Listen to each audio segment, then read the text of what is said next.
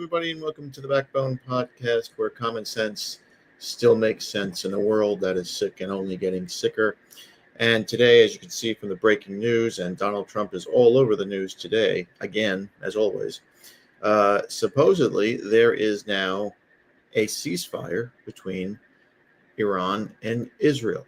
Now, ceasefire for now. This war has been going on, or these exchange of missiles has been going on for about 12 days. And it looks like possibly cooler heads may have prevailed, unless this is another delay tactic by the United States and Israel. As many people speculate, if you look at social media, a lot of these UN weapons inspector guys and former CIA people and intelligence people, they believe that this could be a sort of stall tactic because Israel has now run out of the resources to protect itself, and so the United States has to rearm them immediately. I mean, that's kind of cynical, but hey, listen, Trump has not been the most sincere man over the past 2 weeks. As you can see here from the New York Post, for informational purposes, temporary peace. You have the Ayatollah Khomeini, Netanyahu, the Emperor of America. The Prime Minister of Israel, and his little boy Donald Trump. And I'll get to that later of why I am calling Trump his little boy, because it has become so evident that the United States will do anything Israel tells them to do. We need more money, we give it to them. They need more bombs, we give it to them. They need us, the United States military, to enter a war in the Middle East to destroy a country that has no way of harming us, we do it. And when are we finally going to break free of this albatross named Israel? Now, I think this is all because of the boomers. These old people just have to get out of politics. They have to loosen control of their grip of the United States. And I think that most people, especially people of my generation, and the younger people, millennials and Gen Zs, as scary as that sounds, are starting to see that this Israeli-U.S. partnership isn't much of a partnership. It's one little state, this insignificant strip of sand, telling this military monster who to hit, when to hit, how to hit him, and how many times.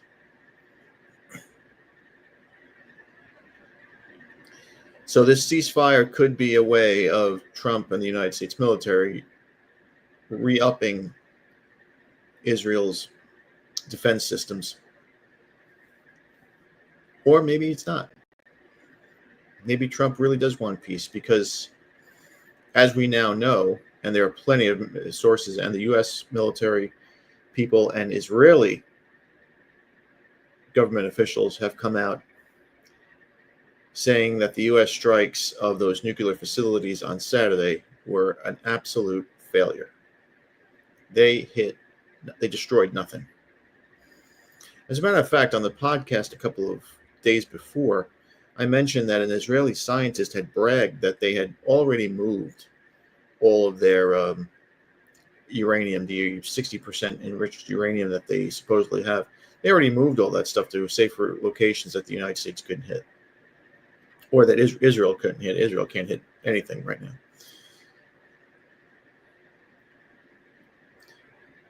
And some people think that those strikes that happened on Saturday night, that the U.S. knew those facilities were empty. The U.S. knew that those bunker buster bombs couldn't destroy that Fordow location. There have been sites from around the media world that have shown that facility has a dent, but it hasn't been destroyed. And from what a lot of people are saying, especially Turkish news, is that that facility is still operational. I mean, it's 400 feet into a mountain, and those bunker busters apparently go about 197 feet. Again, this is all stuff that I'm reading online.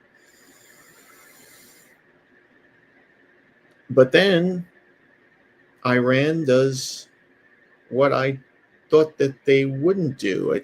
We talked about this on Saturday. Would Iran be crazy enough to retaliate against the United States and their military bases? And they fucking did. Now, is this basically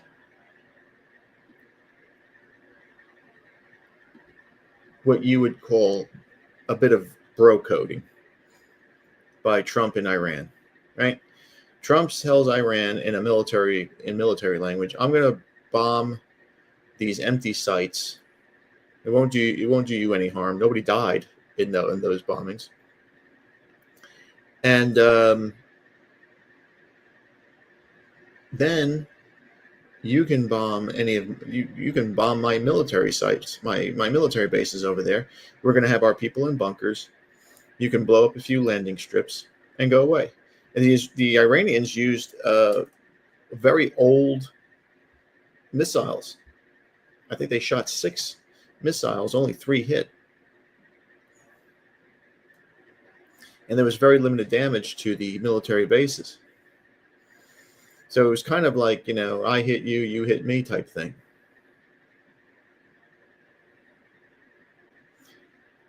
I don't know. It just seems very, very weird that the U.S. hits Iran. Iran hits the U.S. And now as we sit here on Monday, the 23rd, Trump is talking about a ceasefire, and he accomplished a ceasefire.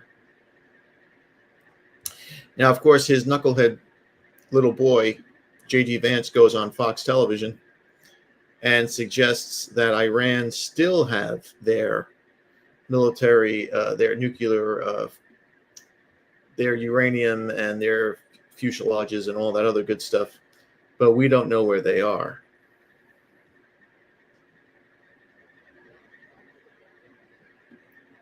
Which means that those bombings just confirm those bombings were a complete failure.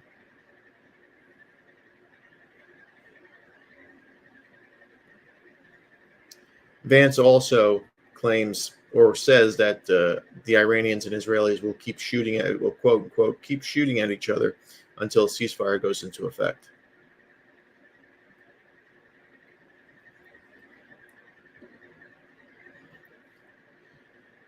Now, Vance has had a very big day because Trump sent him out on the town to do interviews on Fox and many other places.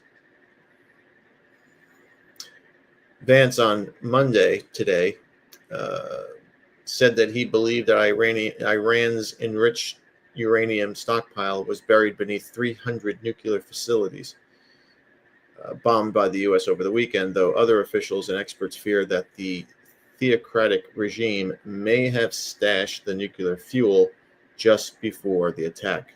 They told us they did that. I mentioned it on this podcast. How would I know?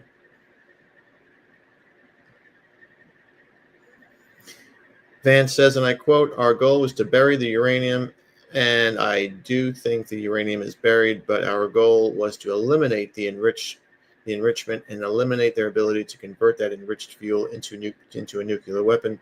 This is what Vance told Fox News special report host Bret Baier tonight. So these bombings were all nonsense. They were just for show. It was what you would call a big nothing burger.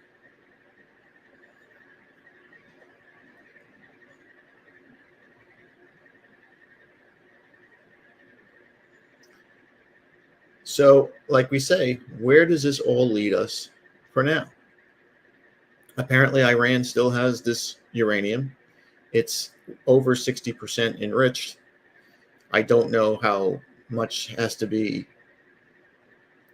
more processing it needs to be turned into a nuclear weapon. But if it does turn into a nuclear weapon, all bets are off. You can't fuck with them anymore.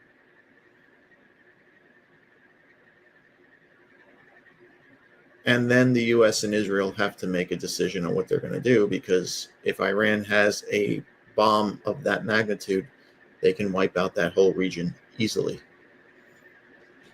You have to remember, these people are not like us. They don't think like us. They don't care if their children die or their young people die, because their whole thing is they're going to go to heaven and get 72 virgins and live in paradise with Allah and Muhammad. That's their way of thinking. Their value of life isn't as high as ours.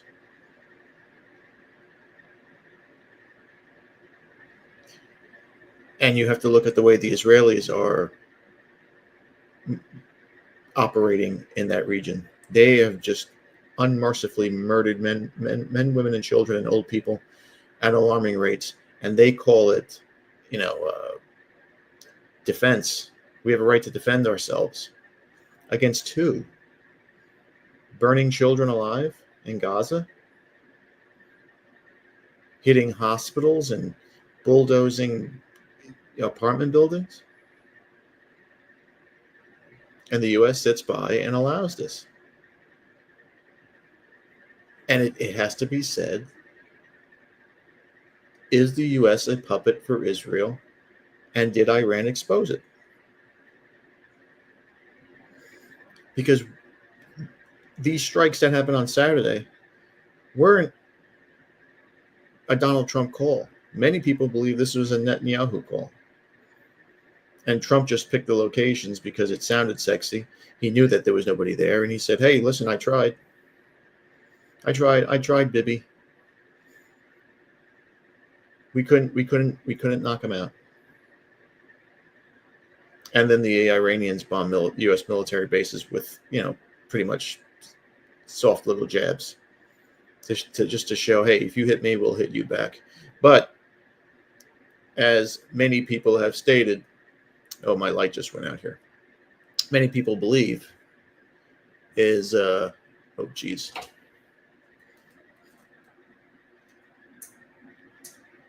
All right, my light just went out here. Very nice. All right, we'll have to do that for now. What many people believe is that the Russians had given the green light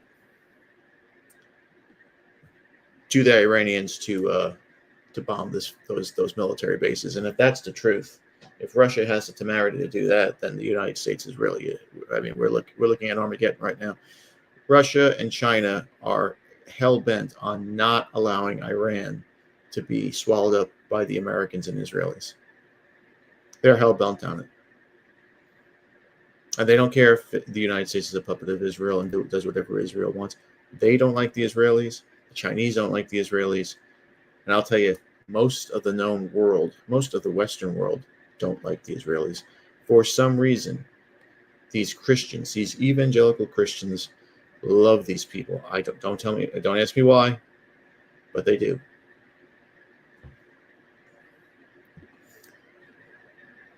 And they love to see their sons and daughters get blown up in wars started by these people.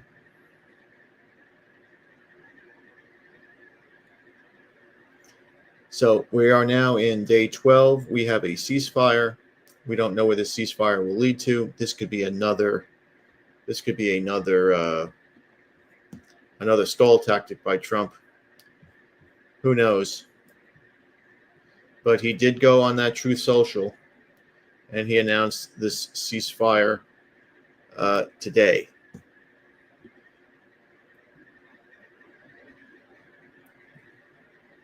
Let's see if we can get some quotes from the Orange Messiah here. Trump announced on Monday evening on the Truth Social, as we said, that the 12-day war, there's a ceasefire for that. In big, bold letters, here it is. In big, bold letters, he writes, and I quote, "Congratulations to everyone. It has been fully agreed by and between Israel and Iran that there will be a complete and total," in bold letters again, "ceasefire. And approximately 6 hours from now, when Israel and Iran would have drawn down and completed would have wound down and completed in their progress final missions." So they're still shooting at each other. They still have to carry out those missions, of course, for 12 hours. All right. At which point the war will be considered ended, Trump wrote. Trump also went on to say, and I quote, officially, Iran has started the ceasefire, and upon the 12th hour, Israel will start the ceasefire, and upon the 24th hour, an official end to the 12-day war will be saluted by the world. During each ceasefire, the other side will remain peaceful and respectful. Well, here's the thing. Now, what happens if Israel breaks that? They can't trust these people. They've lied about the 2-week thing, and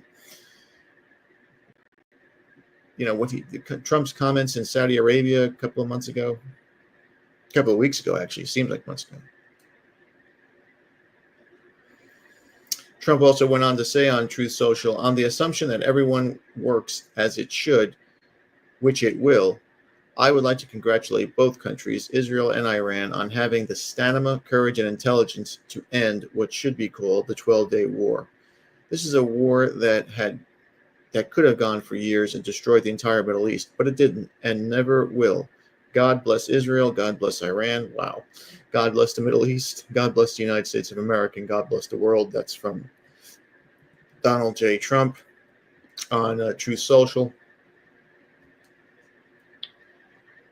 And it seems like everything is hunky-dory in the world.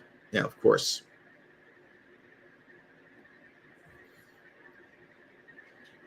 the Israelis have not made any immediate confirmation that they will stop the fighting.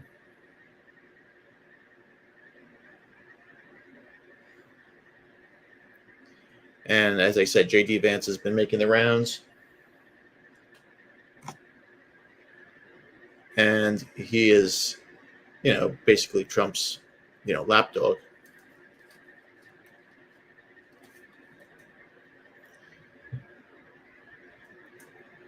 And the president said Tehran provided a heads up in advance of its response, and most of the rockets were shot down and of reaching the targets. As we said, I think that whole thing was a bro code thing. You hit me, I hit you, just to show that we're not pussies and we're not afraid of you. And Trump was like, all right, thanks.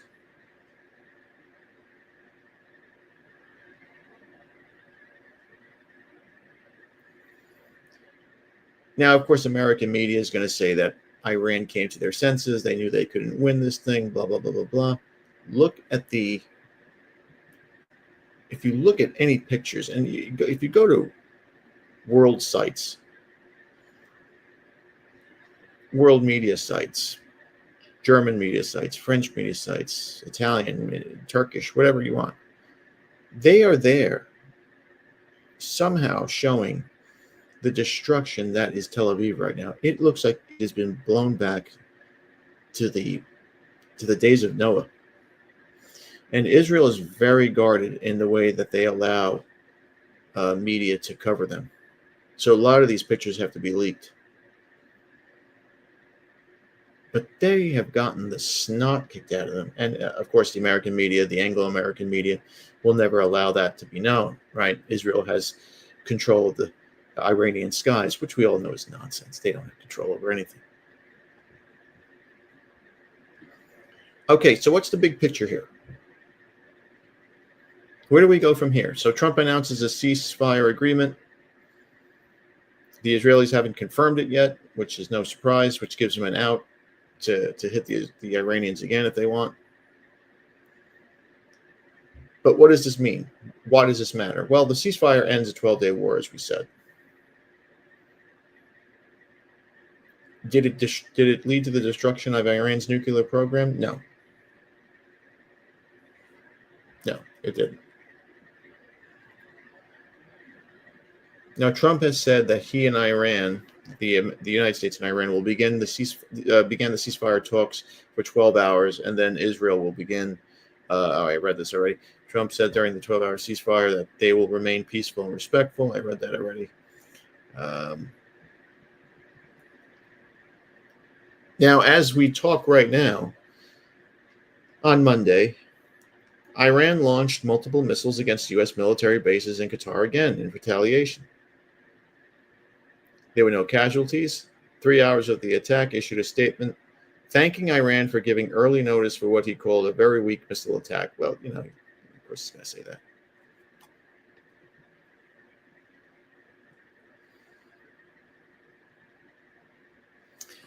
Now, who organized this sit down, right? Like, you ever watch The Sopranos or any mob movie? There's always a sit down. We talked about that. Well, the ceasefire supposedly was agreed upon through Qatari and American mediators that represented Israel and Iran, according to sources familiar with the matter.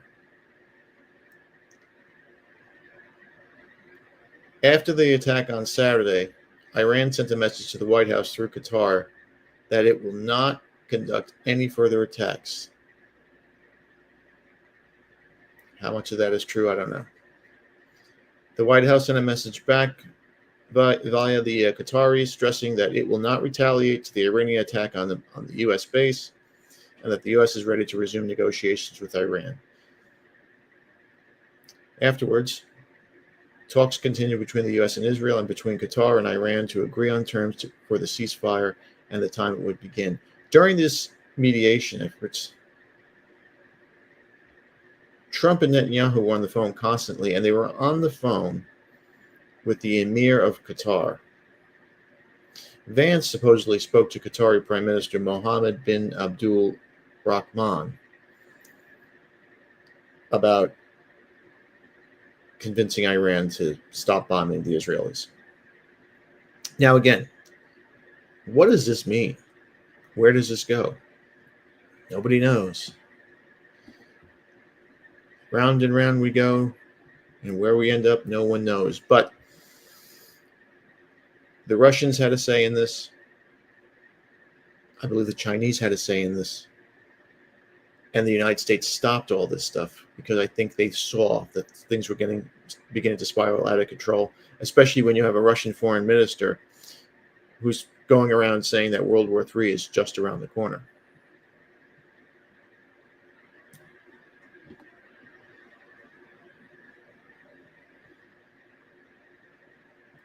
Russian Foreign Minister Sergei Lavrov on Monday warned that World War III is just around the corner following America's bombing of Iran and the retaliation. He called the attacks irresponsible and said they were in a violation of international law. I don't know what this international, how much validity does this international law have? I mean, wouldn't the world have just arrested every Israeli, after what they did to these people in Gaza?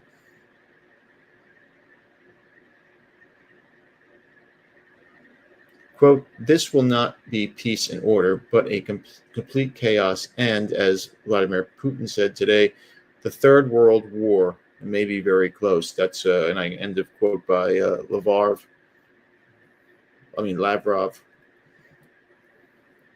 He also went on to say that their intention to use Ukraine against Russia is no longer hidden. Russia is demonized. Even the world demonized. Does not quite reflect the aggression, some kind of beastly one in rhetoric and actions, especially when women's part is highlighted in the European Commission. I don't know what that means. His comments came as the missile exchange between Iran and Iraq continued.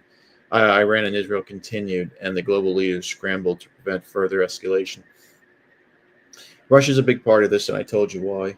China is a big part of this, and we know why. Iran is a buffer into Eastern Asia, and they do not want the Americans and especially the Israelis to break that buffer. Iran will go nowhere. So we will keep monitoring this situation here. It just keeps getting wackier and wackier. But the bombings on Saturday by the U.S. were a big nothing burger. The retaliation by Iran, they warned the United States that this would happen. It was just, pop, pop, pop. And now there's a ceasefire. And I don't know if Israel is happy about this.